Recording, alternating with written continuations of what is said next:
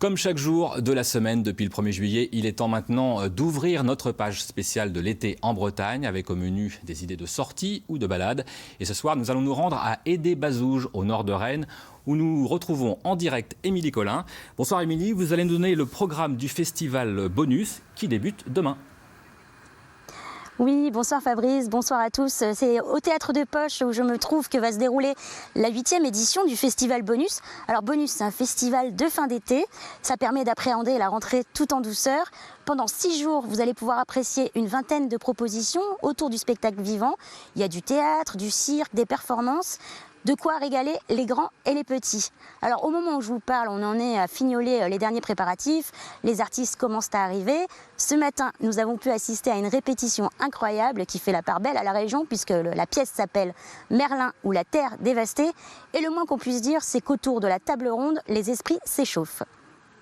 Nous faisons de notre mieux, mon oncle, mais nous ne te comprenons pas. Je crois que tu n'as pas mis ton dentier. M'étonne qu'il soit permis de se moquer de héros qui ont participé à tant de batailles. Nous vous comprenons très bien, vous articulez très distinctement. Vous êtes juste un peu viandé sur les batailles. Quelle insolence! Pourquoi donc? Nous vénérons pourtant les héros historiques.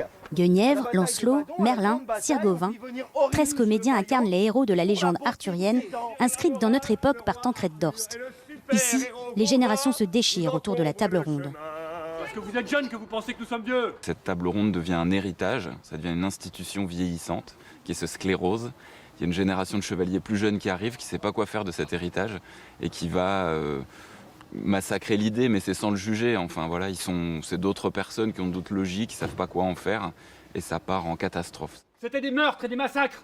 À présent, tous autour d'une table ronde, une belle table ronde. N'est-ce pas une belle table ronde que nous avons là? Cette adaptation mise sur le ressort comique pour glisser vers le drame. Pendant près de 5h30, les comédiens endossent plusieurs costumes. Le spectateur peut choisir de croquer l'histoire en entier ou par épisode et apprécier une théâtralité qui se transforme, évolue dans les gradins sur le plateau. Avec sa voix, Alizée porte le récit de cette épopée. La reine Guenièvre marchait dans les prés, le long du fleuve, et pensait à Sir Lancelot. Ce soir-là, comme le roi Arthur lui parlait longuement de Merlin, elle se mit soudain en colère et s'écria « Merlin, Merlin, Merlin, tu demandes toujours conseil à ton Merlin comme s'il savait tout. » Ce qui me plaît, c'est l'équipe. Moi, je les vois vachement de l'extérieur, du coup, je suis un peu spectatrice, un peu comme le public, en fait, même si je parle.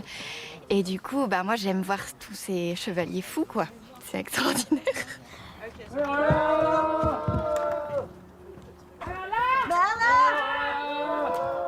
Je trouve que dans ce spectacle, je sais pourquoi je fais du théâtre, parce qu'en fait, les gens, ils nous voient transpirer, ils nous voient bouger, ils voient tout en direct, et c'est la force du théâtre, quoi. Envie de frémir et de rire avec ses seigneurs et ses chevaliers, rejoignez cette folle table ronde ce mercredi dès 17h. Merlin, mon adoré, d'épines de fleurs, voici déjà dans les blés venir les moissonneurs. Merlin le magicien, mon oiseau dans le nid. Alors on va changer totalement d'univers. Je me trouve maintenant avec Igor Cardellini et Thomas Gonzalez qui proposent une toute autre démarche et de se plonger dans une toute autre ambiance. Vous emmenez littéralement le spectateur avec vous, avec l'Âge d'Or. Est-ce qu'Igor, vous pouvez me parler de ce concept de déambulation? Alors l'Âge d'Or, c'est une série de visites performances guidées, une trilogie qu'on propose dans des bureaux, des centres commerciaux et des banques. L'idée étant à chaque fois de partir de l'architecture de ces lieux particuliers pour en interroger l'idéologie qu'ils charrient et aussi le rapport qu'on a à ces endroits. D'accord, donc là, c'est des lieux qui ne sont pas choisis par hasard. Les bureaux, les assurances, les banques, il y a une connotation, il y a... Exactement, chacune de ces visites a une thématique dominante. Dans les bureaux, on s'intéresse au travail, au salariat. Dans les centres commerciaux, à la consommation de masse. Et dans la banque, au capital. Alors concrètement, Thomas, pour l'édition du Festival Bonus, vous allez forcément vous implanter en Ille-et-Vilaine. Quel lieu vous avez choisi d'investir? On a choisi le centre commercial Grand Quartier, à Saint-Grégoire, tout près de Rennes. Et donc on cherchait en fait un vrai centre commercial, un mall comme on dit à l'américaine, construit en plus dans les 30 Glorieuses. Et du coup les spectateurs et spectatrices se rendent d'abord à aider, on prend un car ensemble, donc il y a toute une partie qui est enregistrée et qu'on écoute pendant ce trajet. Et en arrivant, il y a notre guide Dominique qui les accueille et qui nous fait traverser le centre. C'est un dispositif au casque, donc Dominique parle dans un micro et les gens l'écoutent, écoutent sa voix dans un casque audio. Est-ce qu'il y a des endroits en particulier dans lesquels vous évoluez dans le centre commercial? Là, vous faites des choix? Oui, quel que soit le centre commercial dans lequel on propose le projet, il y a vraiment plusieurs postes qui sont déterminés. On s'arrête devant une vitrine pour parler de l'agencement, du design de vitrine.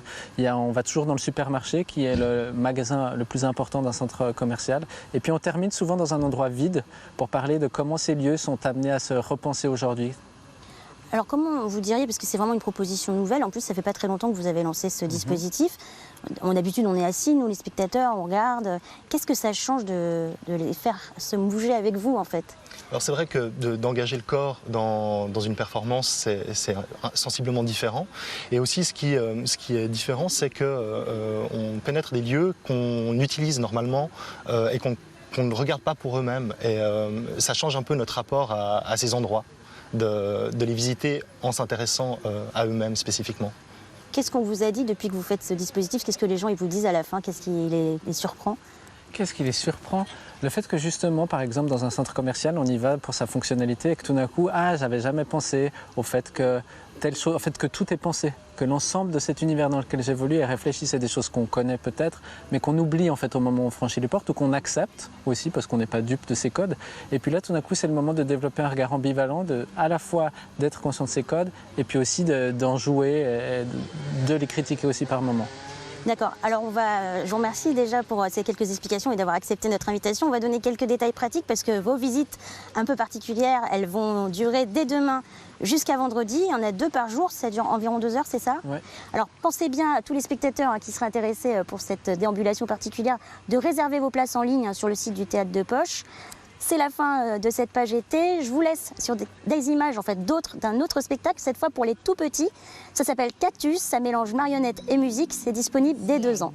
Merci, à demain. Étoile brillante, enveloppe-nous de rêves. En moi, que se passe-t-il? Merci Émilie et je rappelle que le festival Bonus est à Aidé-Bazouges jusqu'à dimanche.